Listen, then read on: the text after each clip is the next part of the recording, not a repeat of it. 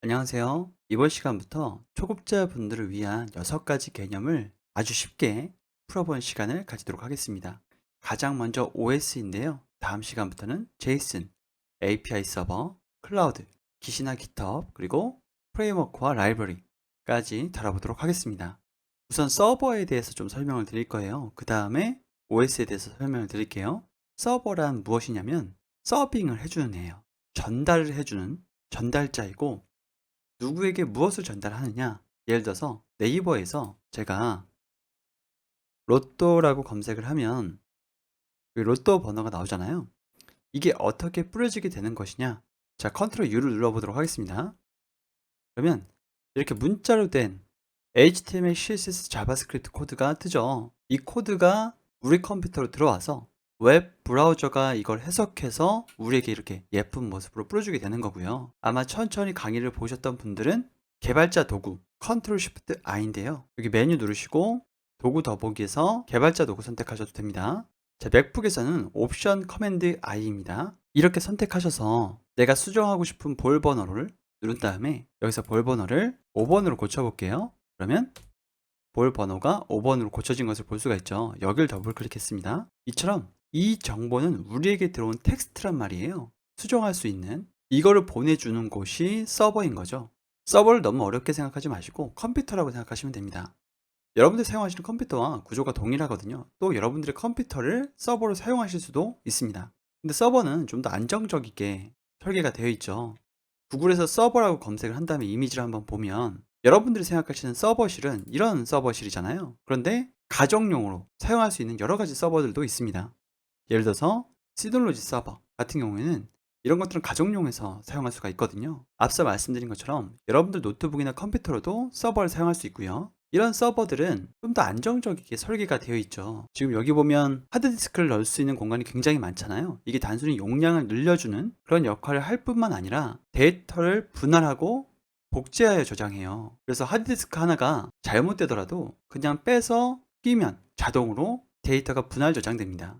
자, 이건 서버가 어떻게 디스크를 분할 관리할 것인지에 대한 개념이고요. 레이드라고 부릅니다. 밑에 보시면 저장 장치 여러 개를 묶어서 고용량, 고성능인 저장 장치 한 개와 같은 효과를 얻기 위해 개발된 기법인데요. 자세히 아실 필요는 없고, 예를 들어서 레이드 1 같은 경우에는요.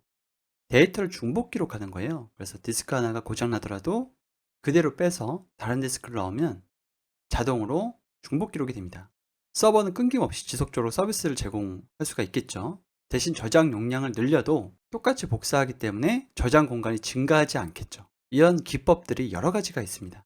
자, 그리고 서버 UPS라고 검색을 했는데요. 서버 UPS는 뭐냐면 정전이 됐을 때 서버가 다운되면 안 되잖아요. 데이터가 손실될 수 있기 때문이죠. 그래서 무정전 전원 장치이거든요. 이런 여러 안전 장치들을 서버와 같이 함께 달아 놓는다는 거죠. 자, 그러면 이 서버에 올라가 있는 OS, 오퍼레이팅 시스템이요. 우리가 사용하는 이런 윈도우 또는 여러분들이 사용하시는 맥 이런 것들이 OS죠. 사용자와 하드웨어를 연결시켜 주는 거예요. 또는 카카오톡 같은 소프트웨어를 구동시킬 바탕이 되기도 하죠. 자, 여러분들이 윈도우 언제부터 써보셨나요? 95, 98, XP 이런 버전들이 있는데 서버의 용도로 나온 윈도우도 있습니다. 근데 이 윈도우를 서버로 쓰는 경우는 많지 않아요. 주로 리눅스 계열을 서버로 사용을 하는데요. 그 이유는 여러분들에게 보여지는 이 화면 있죠?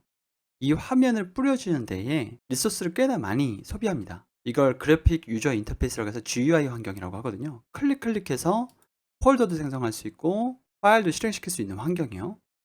자, 윈도우 버튼을 누르고 cmd라고 검색을 해주시면 이런 명령 프롬프트가 뜨는데요. 이게 실내화 환경입니다. 마우스를 뭔가 클릭하는 환경이 조성되어 있지 않죠. 이걸 사용하는 유저는 불편하지만 컴퓨터 입장에서 리소스는 굉장히 적게 든단 말이죠. 이 뒤에 있는 화면을 뿌려주지 않고 이것만 딱 띄우는 거예요. 이걸 CLI 환경이라고 합니다. 커맨드 라인 인터페이스라고 합니다. 이렇게만 띄워놓으면 사용하는 유저는 불편하겠지만 이걸 서버로 사용하게 되면 굉장히 적은 리소스로도 여러 가지 작업들을 할 수 있게 됩니다. 리눅스를 주로 서버를 많이 사용하는데 리눅스는 굉장히 많은 족보를 가지고 있어요. 여러분들 사용하시는 맥북의 OS도 리눅스 계열이고요. 안드로이드도 리눅스 계열입니다. 그 족보에 대해서는 조금 이따가 설명을 해드릴 거고요. 여러분들이 만약에 컴퓨터 사이언스를 계속 하신다라고 한다면 이 리눅스를 배우실 필요가 있어요. 자, 이건 닫고요. 지금 보여드린 건 리눅스 환경은 아닙니다. 자, 지금 여러분들이 보고 계신 이 화면이 리눅스 족보예요. 여기 있는 모든 것들이 다 OS거든요. 여기 화면 보시면 아시겠지만 이 화면도 굉장히 극히 일부분입니다. 크게 세 분류로 나눌 수가 있는데 데비안 계열, 그리고 미들웨어, 슬랙웨어 계열, 그리고 레드햇 계열, 이렇게 세 가지로 나뉘고요. 레드햇 계열 중에선 센토스가 유명하고 데비안 계열에서는 우분투가 유명합니다. 저는 개인적으로 여러분들 공부를 하신다고 한다면 데비안 계열의 우분투를 공부하시기를 권해드리고요. 잠시 실습해 볼 수 있는 환경에 들어가서 이 데비안 계열의 우분투를 실습해 보도록 하겠습니다. 자, 여러분들 컴퓨터가 만약에 윈도우라면 마이크로소프트의 스토어에 들어가셔서 여기서 우분투 20.04 버전 이렇게 검색하시면 바로 여기서 다운로드를 받으셔서 설치를 하실 수가 있어요. 이게 용량이 상당히 큽니다. 그래서 여기서 설치하지 마시고 인터넷상에서 구름 아이디라고 검색을 해주시면 여러분들한테 컴퓨터 한 대를 무료로 주는 서비스거든요. 최대 5개까지 가능하고요. 자, 저는 로그인을 했습니다. 무료예요. 자, 이렇게 구름 아이디로 들어와서 대시보드 눌러주시면요. 여기서 컴퓨터를 최대 5개까지 생성할 수가 있어요. 여기 컨테이너라고 되어 있는데 하나의 컴퓨터라고 생각하시면 됩니다. 새 컨테이너 누른 다음에 자, 여기서 테스트라고 입력을 하고요. 설명을 건너뛰시고 밑에 가셔서 소프트 스택을 선택하실 수가 있어요. 그래서 기본적인 것을 깔아주거든요. 여기서 저는 PHP를 선택하고 실행을 시키도록 하겠습니다. 여러분들도 이 PHP를 클릭해 주세요.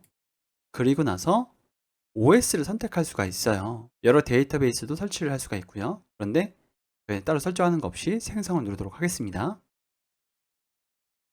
자, 그러면 컨테이너가 성공적으로 생성되었다고 뜨고 컨테이너 실행 한번 해보도록 할게요.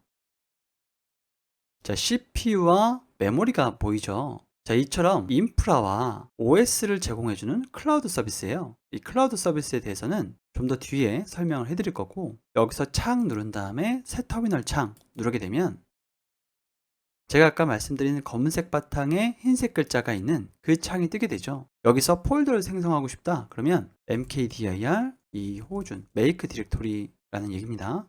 이렇게 입력하면 폴더가 하나 생성이 됐죠. 자, 이런 작업을 할 수 있을 뿐만 아니라 여기서 재생 버튼을 눌렀을 때 실행 한번 해볼게요. 실행 눌렀어요.